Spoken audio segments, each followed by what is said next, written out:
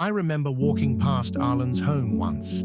It was massive, bigger than anything he could have dreamed of before all this. The windows were polished so bright they looked like mirrors, but the house was silent.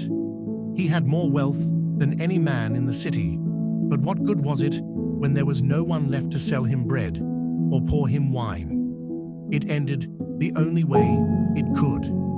No one knows who set the first fire, but once it started, there was no stopping it.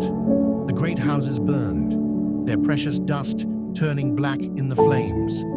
People raided what was left, desperate for food, for shelter, for something real. By the time the fires died down, the city was unrecognizable. The ones who had once sat in their towers were either dead or had fled into the wilderness, though I doubt they lasted long.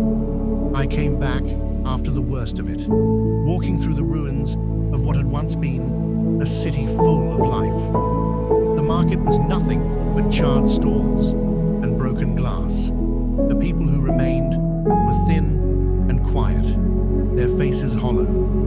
No one spoke of the dust anymore. It had slipped through our fingers, just like everything else.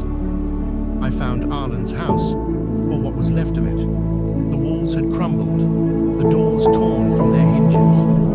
I don't know if he had escaped, or if he had simply sat in his great empty hall, waiting for the flames to reach him. Either way, he was gone. As I stood there, a gust of wind kicked up what remained of the dust, sending it swirling into the air. It caught the light one last time, before disappearing into the sky, and that was it. It was over. And in the end, all we were left with was dust.